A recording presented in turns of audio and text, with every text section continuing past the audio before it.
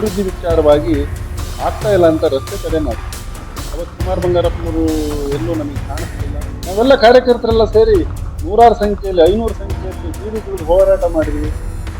ಎಲ್ಲೋಗಿದ್ರು ಹಂಗಾದ್ರೆ ಅವತ್ತು ಮಾಜಿ ಭಾರತೀಯ ಜನತಾ ಪಕ್ಷದಲ್ಲಿ ಕರ್ನಾಟಕ ರಾಜ್ಯದಲ್ಲಿ ಯಾರೋ ಸೀಲ್ ಹೊತ್ಕೊಂಡು ರಾಜ್ಯಾಧ್ಯಕ್ಷರಾಗಕ್ಕೆ ಸಾಧ್ಯ ಇದೆಯಾ? ಇದು ಹುಚ್ಚುತನದ ಪರಮಾವಧಿ ಅಂತ ನಿಮಗೆ ಅನ್ಸೋದಿಲ್ವಾ? ರಾಷ್ಟ್ರದ ನಾಯಕರು ಅವ್ರನ್ನ ಅಧ್ಯಕ್ಷತೆ ಘೋಷಣೆ ಮಾಡಿದ್ದಾರೆ. ಅವ್ರ ಬಗ್ಗೆ ಇವ್ರು ಈ ಥರ ಮಾತಾಡ್ತಾರೆ ಅಂದರೆ ಇವರಿಗೆ ಪಕ್ಷದಲ್ಲಿ ಎಷ್ಟು ಅನುಭವ ಇದೆ ಅಂತ ನೀವು ಅರ್ಥ ಮಾಡ್ತೀವಿ. ನೋಡಿ, ಯಡಿಯೂರಪ್ಪನವ್ರು ನಮ್ಮನ್ನೆಲ್ಲ ಬಿಟ್ಟು ಅವ್ರನ್ನ ಕರ್ಕೊಂಬಂದರು. ಭಾಳಷ್ಟು ಕಾನ್ಸೆಪ್ಟ್ ಇಟ್ಟು ನಾವು ಪಾರ್ಟಿ ಕಟ್ಟಿದ್ವಿ. ನಮ್ಮನ್ನೆಲ್ಲ ಮೂಲೆ ಕುಂತು ಅವ್ರನ್ನ ಇದನ್ನು ಮಾಡಿದ್ರೆ ಅವರ ಮುಖಂಡರಿಗೆ, ಅವರ ಮಗುಗೆ ಚುಚ್ಚು ಮಾತಾಡೋದ್ರ ಮುಖಾಂತರ ಅವ್ರಿಗೂ ಕೂಡ ಹಿಂಸೆ ಮಾಡ್ತಾರೆ.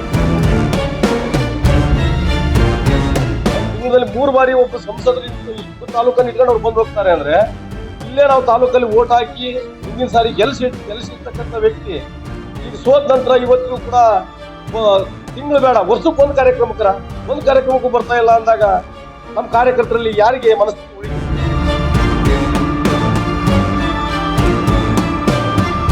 ಸೊರಬ ವಿಧಾನಸಭಾ ಕ್ಷೇತ್ರದಲ್ಲಿ ಕುಮಾರ್ ಬಂಗಾರಪ್ಪ ವಿರುದ್ಧ ಆಕ್ರೋಶ. ಕಳೆದ ಬಾರಿ ಬಿಜೆಪಿ ಸೊರಬ ತಾಲೂಕಿನಲ್ಲಿ ಸೋಲಲು ಕುಮಾರ್ ಬಂಗಾರಪ್ಪನವರೇ ಕಾರಣ.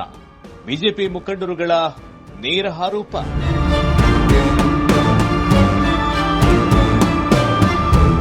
ಕುಮಾರ್ ಬಂಗಾರಪ್ಪನವರು ಅಧಿಕಾರದಲ್ಲಿದ್ದಾಗ ಕಾರ್ಯಕರ್ತರನ್ನ ಕಡೆಗಣಿಸುತ್ತಾ ಬಂದಿರುವುದೇ ಬಿಜೆಪಿ ಸೋಲಿಗೆ ಕಾರಣವಾಯಿತು ಮತ್ತು ಈಗ ಅದೇ ಚಾಳಿಯನ್ನ ಈಗಲೂ ಕೂಡ ಮುಂದುವರಿಸಿಕೊಂಡು ಬರುತ್ತಿದ್ದಾರೆ. ಈಗ ರಾಜ್ಯದಲ್ಲಿ ಯತ್ನಾಳ್ ಬಣ ಸೃಷ್ಟಿಯಾಗಿದೆ. ಕುಮಾರ್ ಬಂಗಾರಪ್ಪ ಯತ್ನಾಳ್ ಬಣದಲ್ಲಿ ಗುರುತಿಸಿಕೊಂಡಿದ್ದಾರೆ. ಬಿಜೆಪಿಯ ರಾಜ್ಯಾಧ್ಯಕ್ಷರಾದ ಬಿವೈ ವಿಜಯೇಂದ್ರ ಅವರ ವಿರುದ್ಧವೂ ಕೂಡ ಅವರು ಕೆಲವೊಂದು ಹೇಳಿಕೆಗಳನ್ನ ನೀಡುತ್ತಿದ್ದಾರೆ. ಕುಮಾರ್ ಬಂಗಾರಪ್ಪನವರನ್ನ ಬಿಜೆಪಿಗೆ ಕರೆತಂದದ್ದು ಚುನಾವಣೆಯಲ್ಲಿ ಗೆಲ್ಲಿಸಿರುವುದು ಯಡಿಯೂರಪ್ಪನವರು. ಅದನ್ನ ಮರೆತು ಬಿಜೆಪಿಯ ವಿರುದ್ಧವೇ ತಿರುಗಿ ಬೀಳುತ್ತಿರುವುದು ಎಷ್ಟರ ಮಟ್ಟಿಗೆ ಸರಿ ಎಂದು ಸೊರಬ ತಾಲೂಕಿನ ಕೆಲ ಬಿಜೆಪಿ ಮುಖಂಡರು ತಮ್ಮ ಆಕ್ರೋಶವನ್ನ ಹೊರಹಾಕಿದ್ದಾರೆ. ಈ ವಿಚಾರವಾಗಿ ಸೊರಬದಲ್ಲಿ 2 ಬಿಜೆಪಿ ಕಚೇರಿಗಳು ಆಗಿವೆ. ಒಂದು ಮೂಲ ಬಿಜೆಪಿಯವರು, ಮತ್ತೊಂದು ವಲಸೆ ಬಿಜೆಪಿಗರು ಎಂದು 2 ಬಣಗಳು ಸೃಷ್ಟಿಯಾಗಿವೆ. ಇರುವ ಜನರ ಹಾಗೂ ಮುಖಂಡರ ಮಾಹಿತಿ ಪ್ರಕಾರ ಬಿಜೆಪಿಯ ಯಾವುದೇ ಕಾರ್ಯಕ್ರಮಗಳಿಗೂ ಕೂಡ ಕುಮಾರ್ ಬಂಗಾರಪ್ಪ ಭಾಗವಹಿಸುತ್ತಿಲ್ಲ. ಇನ್ನು ಮುಂದೆ ಕುಮಾರ್ ಬಂಗಾರಪ್ಪನವರಿಗೆ ಕಾಯುವ ಅವಶ್ಯಕತೆಯೂ ನಮ್ಮ ಬಿಜೆಪಿ ಕಾರ್ಯಕರ್ತರಿಗೆ ಇಲ್ಲ ಎಂದು ಸೊರಬ ತಾಲೂಕು ಮಂಡಲ ಅಧ್ಯಕ್ಷ ಪ್ರಕಾಶ್ ಅಗಸನಹಳ್ಳಿ ಹೇಳಿದ್ದಾರೆ. ರಾಜ್ಯಾಧ್ಯಕ್ಷ ವಿಚಾರವಾಗಿ ಅವ್ರು ಮಾತಾಡಿದಾಗ ನಾವು ಪಕ್ಷದಿಂದ ಕೂಡ ಯಾವುದೇ ಆದೇಶನೂ ಕೂಡ ಬರಲಿಲ್ಲ ನಮಗೆ. ನಾನು ಜಿಲ್ಲೆಯಿಂದ ಕಾದೆ ಏನಾರ ಆದೇಶ ಕೊಡ್ತಾರೇನೋ, ಕೊಟ್ಟರೆ ನಾವು ಒಂದು ಪ್ರೆಸ್ ಮೀಟ್ ಮಾಡ್ಬೇಕು ಅನ್ನೋ ಕುತೂಹಲದಲ್ಲೇ ಇದ್ವಿ. ನಾವೇನು ಪ್ರೆಸ್ ಮೀಟ್ ಮಾಡಬಾರ್ದು ಅಂತಲ್ಲ. ಯಾಕಂತಂದ್ರೆ ನಾವು ಕಳೆದ 3 ವರ್ಷ ಆಯ್ತು ನಾವು ಪಕ್ಷದಿಂದ ಕಳ್ಕೊಂಡು. ಇವತ್ತಿಗೂ ಕೂಡ ಒಂದೇ ಒಂದು ಕಾರ್ಯಚಟುವಟಿಕೆಗಿಲ್ಲ. ಯಾವುದೋ ಒಬ್ಬ ಕಾರ್ಯಕರ್ತರನ್ನು ಕೂಡ ಬಂದು ಮಾತಾಡಿಸ್ತಕ್ಕಂಥ ವ್ಯವಸ್ಥೆ ಇಲ್ಲ. ಹಾಗಿದ್ದಾಗ ನಾವು ಹೆಂಗ್ ಒಪ್ಕೊಳ್ಳಕ್ ಸಾಧ್ಯ?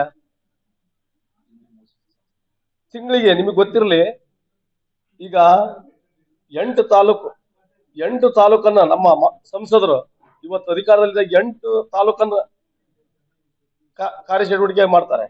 8 ತಾಲೂಕಲ್ಲೂ ಕೂಡ ಪ್ರತಿ ತಿಂಗಳು ಕೂಡ ಸೊರಬಕ್ಕೂ ಕೂಡ ತಿಂಗಳಲ್ಲಿ 3 ಬಾರಿ ಬಂದು ಹೋಗ್ತಾರೆ. ಹಾಗಾದ್ರೆ ಇವ್ರು ಎಲ್ಲಿಗೆ ಹೋಗಿದ್ದಾರೆ? ಅವ್ರು ತಿಂಗಳಲ್ಲಿ 3 ಬಾರಿ ಒಬ್ಬ ಸಂಸದರು ಇಷ್ಟು ತಾಲೂಕನ್ನು ಇಟ್ಕೊಂಡು ಅವ್ರು ಬಂದು ಹೋಗ್ತಾರೆ ಅಂದ್ರೆ, ಇಲ್ಲೇ ನಾವು ತಾಲೂಕಲ್ಲಿ ಓಟ್ ಹಾಕಿ ಹಿಂದಿನ ಸಾರಿ ಗೆಲ್ಲಿಸಿರ್ತಕ್ಕಂಥ ವ್ಯಕ್ತಿ ಈಗ ಸೋತ ನಂತರ ಇವತ್ತಿಗೂ ಕೂಡ ತಿಂಗಳು ಬೇಡ ವರ್ಷಕ್ಕೆ ಒಂದು ಕಾರ್ಯಕ್ರಮಕ್ಕೂ ಬರ್ತಾ ಇಲ್ಲ ಅಂದಾಗ ನಮ್ಮ ಕಾರ್ಯಕರ್ತರಲ್ಲಿ ಯಾರಿಗೆ ಮನಸ್ಥಿತಿ ಉಳಿತೈತಿ? ಆಲ್ರೆಡಿ ಸುಮಾರಷ್ಟು ಮನಸ್ಥಿತಿಯನ್ನು ಕಳ್ಕೊಂಡ್ಬಿಟ್ಟಿದ್ದಾರೆ ಈಗ. ಬಿಜೆಪಿ ಹಿರಿಯ ಮುಖಂಡರಾದ ಮಲ್ಲಿಕಾರ್ಜುನ್ ದ್ವಾರಹಳ್ಳಿ ಅವರು ಕೂಡ ಕುಮಾರ್ ಬಂಗಾರಪ್ಪನವರ ವಿರುದ್ಧ ಬೇಸರವನ್ನ ವ್ಯಕ್ತಪಡಿಸಿದ್ದಾರೆ. ಬಂಗಾರಪ್ಪನವರನ್ನ ಮಧ್ಯರಾತ್ರಿಯಲ್ಲಿ ಮನೆಯಿಂದ ಹೊರಗಡೆ ಕಳಿಸಿದವರು. ಅದರಿಂದ ಬಂಗಾರಪ್ಪನವರು ಕೂಡ ತುಂಬಾ ಬೇಸರದಿಂದ ಅವರ ಕೊನೆ ದಿನಗಳನ್ನ ಕಳೆಯುವಂತಾಯಿತು ಎಂದು ಆಕ್ರೋಶವನ್ನ ಹೊರಹಾಕಿದ್ದಾರೆ. ಬಿಜೆಪಿಯನ್ನು ಇಲ್ಲಿ 30-35 ವರ್ಷದಿಂದ ಪಕ್ಷ ಕಟ್ಟಿದ ಅನೇಕ ಹಿರಿಯರಿದ್ರು. ಶಾಸಕರಾಗಬೇಕು ಅಂತೇಳಿ ಬಹಳಷ್ಟು ಅಪೇಕ್ಷೆ ಇತ್ತು. ಜಿಲ್ಲಾ ಪಂಚಾಯತ್ ಸದಸ್ಯರಾದರಿದ್ರು, ತಾಲೂಕು ಅಧ್ಯಕ್ಷರಾದರಿದ್ರು, ಜಿಲ್ಲಾ ಪಂಚಾಯತ್ ಅಧ್ಯಕ್ಷರಾದರಿದ್ರು.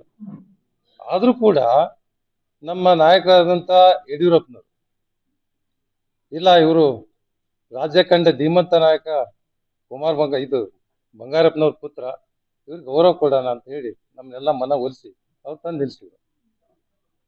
ಅವ್ರು ನಿಲ್ಸಿದ ಮೇಲೆ ಎಲ್ಲ ಕೆಲಸ ಕಾರ್ಯಗಳು ಮಾಡಿದ್ರು. ಆದ್ರೆ ಇವರು ಪದೇ ಪದೇ ಹೇಳಿಕೆ ಕೊಡೋದ್ರ ಮುಖಾಂತರ ವಿಜೇಂದ್ರ ಅವ್ರ ಬಗ್ಗೆ ಅರ್ಹತೆ ಬಗ್ಗೆ, ವಿಜೇಂದ್ರ ಅವರು ಸುಮ್ಮನೆ ಏನು ರಾಜ್ಯದ ಅಧ್ಯಕ್ಷರಾಗಿಲ್ಲ, ಅವರು ಪಕ್ಷದ ಯುವ ಮೋರ್ಚಾದ ಪ್ರಧಾನ ಕಾರ್ಯದರ್ಶಿಯಾಗಿ ಕೆಲಸ ಮಾಡಿದ್ದಾರೆ, ಬೆಂಗಳೂರು ನಗರದ ಉಸ್ತುವಾರಿಯಾಗಿ ಕೆಲಸ ಮಾಡಿದ್ದಾರೆ, ಪಕ್ಷದ ಉಪಾಧ್ಯಕ್ಷರಾಗಿ ಕೆಲಸ ಮಾಡಿದ್ದಾರೆ.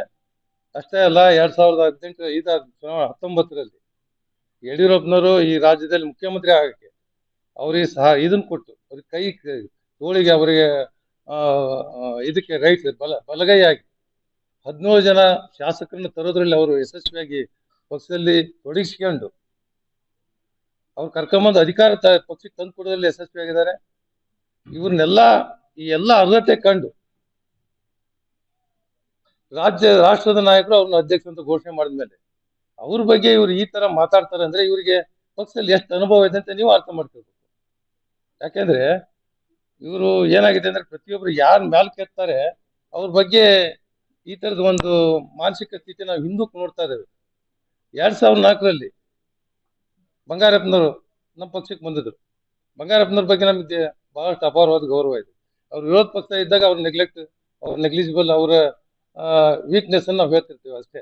ಆದ್ರೆ ಅವ್ರ ಬಗ್ಗೆ ಅಪಾರವಾದ ಗೌರವ ಇದೆ. ಅವ್ರಿಗೆ ರಾಜ್ಯ ಕಂಡ ಧೀಮಂತ ನಾಯಕರು. ಅವರು ಇವ್ರನ್ನ ಶಾಸಕರು ಮಾಡಿ ಮಂತ್ರಿ ಮಾಡಿ ಈ ರಾಜಕೀಯ ಉತ್ತಂಗಕ್ಕೆ 2 ಸರಿ ಮಂತ್ರಿಗಳು ಮಾಡಿದ್ರೆ, ಅವ್ರು ಸ್ವತಃ ಒಂದು ಎಲೆಕ್ಷನ್ ಅಲ್ಲಿ ನೀನು ಬೇಡಪ್ಪ ಅಂತ ಹೇಳಿದ್ರೆ ಅವ್ರು ವಿರೋಧವಾಗಿ ಎಲೆಕ್ಷನ್ ಇಟ್ಕೊಂಡು ಅವಾಗ ನಾ ತಾಲೂಕು ಅಧ್ಯಕ್ಷ ಇದ್ದೆ. ಸಮನಹಳ್ಳಿಯಲ್ಲಿ ಒಂದು ಸಭೆ ಆಗ್ತಿರ್ಬೇಕಾದ್ರೆ ಕಣ್ಣೀರು ಹಾಕಿದ್ರು ಅವರು. ಇಲ್ಲಿ ಅವಾಗ ಪರಶುರಾಮಪ್ಪ ಇದ್ದ, ಕಾಸರಗುಪ್ಪೆ ಅಜ್ಜಪ್ಪನ ಪಕ್ಕ ಸಿಗ್ಬಿಟ್ರು. ನಮಗೂ ಬಹಳ ದುಃಖ ಆಯ್ತು. ಈ ತರ ಇವ್ರನ್ನ ನಂಬೋದಕ್ಕೆ ಅರ್ಹ ವ್ಯಕ್ತಿ ಅಲ್ಲ, ನನ್ನನ್ನೇ ರಾತ್ರಿ ಮನೆಯಿಂದ ಹೊರಗೆ ಹಾಕ್ತಾರೋ ಅಂದ್ರು. ಅಂದ್ರೆ ಇವರು ಯಾರನ್ನ ಡೆವಲಪ್ ಮಾಡ್ತಾರೆ ಅವ್ರನ್ನೇ ಇವರು ತೇಜೋವಧೆ ಮಾಡ್ತಕ್ಕಂಥ, ಅವರಿಗೆ ಕೊನೆಗೂ ಪಾಪ ಮನುಷ್ಯ ಬಂಗಾರಪ್ಪನ ನಮ್ಗೆ ದುಃಖ ಆಗುತ್ತೆ. ಕೊನೆಗೆ ಅವ್ರು ಅದೇ ವ್ಯಸನದಲ್ಲೇನೆ ಹೋದ್ರು ಅಂತ ನಂಗೆ ಅಂದ್ಕೊಂತೀನಿ. ಈಗ ಇಲ್ಲಿ ನೋಡಿ, ಯಡಿಯೂರಪ್ಪನವ್ರು ನಮ್ನೆಲ್ಲ ಬಿಟ್ರು, ಅವ್ರನ್ನ ಕರ್ಕೊಂಬಂದ್ರು, ನಮ್ನೆಲ್ಲ ಸುಮ್ಮನೆ ಕುಂದಿಸಿದ್ರು. 35 ವರ್ಷದಿಂದ ಇದಾಗಿ ಪಕ್ಷ ಕಟ್ತಾರಲ್ಲ, ಬಹಳಷ್ಟು ಕಾನ್ಸೆಪ್ಟ್ ಇಟ್ಕೊಂಡು ನಾವು ಪಾರ್ಟಿ ಕಟ್ಟಿದ್ವಿ. ನಮ್ನೆಲ್ಲ ಮೂಲೆ ಕುಂದಿಸಿ ಅವ್ರನ್ನ ಇದನ್ನ ಮಾಡಿದ್ರೆ ಅವರ ಮುಖಂಡರಿಗೆ, ಅವರ ಮಗುಗೆ ಚುಚ್ಚು ಮಾತಾಡೋದ್ರ ಮುಖಾಂತರ ಅವ್ರಿಗೂ ಕೂಡ ಹಿಂಸೆ ಮಾಡ್ತಾರೆ. ಇದನ್ನ ಅವ್ರನ್ನ ನಿಲ್ಲಿಸ್ಬೇಕು. ಈಗಾಗಲೇ ಅದ್ರಿ ಪಕ್ಷ ಸಿಕ್ಕಿದ್ ಕೊಟ್ಟು ನಾವೆಲ್ಲ ಕೆಲಸ ಮಾಡಿದ್ರೆ. ಇದೇ ಸಂದರ್ಭ ಕುಮಾರ್ ಬಂಗಾರಪ್ಪನವರು ಬಾಯಿಗೆ ಬಂದಂತೆ ಮಾತನಾಡುವುದು ಒಚ್ಚು ಪರಮಾವಧಿ ಎಂದು ಬಿಜೆಪಿ ಯುವ ಮುಖಂಡ ಡಾ ಜ್ಞಾನೇಶ್ ಕೂಡ ಕುಮಾರ್ ಬಂಗಾರಪ್ಪನವರ ವಿರುದ್ಧ ಆಕ್ರೋಶವನ್ನ ವ್ಯಕ್ತಪಡಿಸಿದ್ದಾರೆ.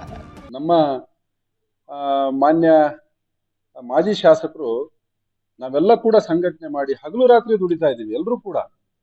ನಾವೆಲ್ಲರೂ ಕೂಡ ಸಂಘಟನೆಯ ದೃಷ್ಟಿಯಿಂದ ಕಟ್ಟಬೇಕು ಅಂತ ಹೇಳಿ ಸೊರಬದಲ್ಲಿ ವಿಶೇಷವಾಗಿ ಇವತ್ತು ಯಾವುದೇ ಡೆವಲಪ್ಮೆಂಟ್ ಕೆಲಸಗಳು ಆಗ್ತಾ ಇಲ್ಲ. ಒಂದು ರೋಡಲ್ಲೂ ಕೂಡ ಈ ಮಳೆಗಾಲ ಬಂತು ಅಂದ್ರೆ ಮಕ್ಕಳು ಶಾಲೆಗೆ ಹೋಗುವಂತ ಪರಿಸ್ಥಿತಿ ಇಲ್ಲ. ಮೊಣಕಾಲು ಅಷ್ಟು ಗುಂಡಿ ಬಿದ್ದಿರುವಂತ ರಸ್ತೆಗಳನ್ನ ನಾವೆಲ್ಲ ಕಾಣ್ತಾ ಇದ್ದೀವಿ. ಇಂಥ ಸಂದರ್ಭದಲ್ಲೂ ಕೂಡ ನಾವು ಅನೇಕ ಕಾರ್ಯಕ್ರಮಗಳನ್ನ ಮಂಡಲದ ವತಿಯಿಂದ ನಾವು ಮಾಡ್ತಾನೆ ಬರ್ತಾ ಇದ್ದೀವಿ.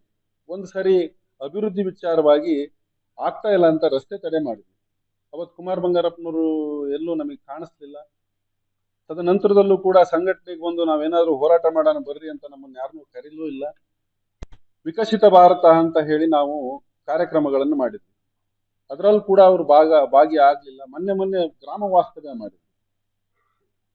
ಇದು ಯಾರು ಕರೆದು ಮಾಡ್ಬೇಕಾಗಿಲ್ಲ, ನಮ್ಮನ್ನು ಯಾರು ಕರೆದಿಲ್ಲ. ನಾವು ಪಕ್ಷಕ್ಕೆ ದುಡಿಬೇಕು, ಸಂಘಟನೆಗೆ ದುಡಿಬೇಕು ಅಂತ ಹೇಳಿ ಎಲ್ಲರೂ ಕೂಡ ಹಗಲು ರಾತ್ರಿ ಮಾಡಿ ದುಡಿತಾ ಇದ್ವಿ. ಒಂದು ಪ್ರಶಿಕ್ಷಣ ವರ್ಗ ಆಯ್ತು.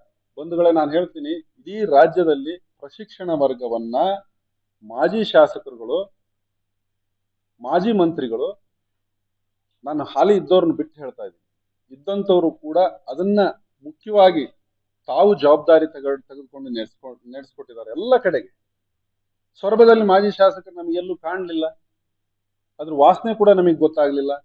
ತದನಂತರದಲ್ಲಿ ರೈತ ಹೋರಾಟ ಮೋರ್ಚಾದ ಹೋರಾಟ ಮಾಡಿದ್ವಿ. ದೊಡ್ಡದಾಗಿ ಧರ್ಮಸ್ಥಳದ ಒಂದು ಹೋರಾಟ ಆಯ್ತು. ನಾವೆಲ್ಲ ಕಾರ್ಯಕರ್ತರೆಲ್ಲ ಸೇರಿ 100 ಸಂಖ್ಯೆಯಲ್ಲಿ 500 ಸಂಖ್ಯೆಯಲ್ಲಿ ಬೀದಿಗಿಳಿದು ಹೋರಾಟ ಮಾಡಿದ್ವಿ. ಎಲ್ಲೋಗಿದ್ರು ಹಂಗಾದ್ರೆ ಅವತ್ತು ಮಾಜಿ ಶಾಸಕರು?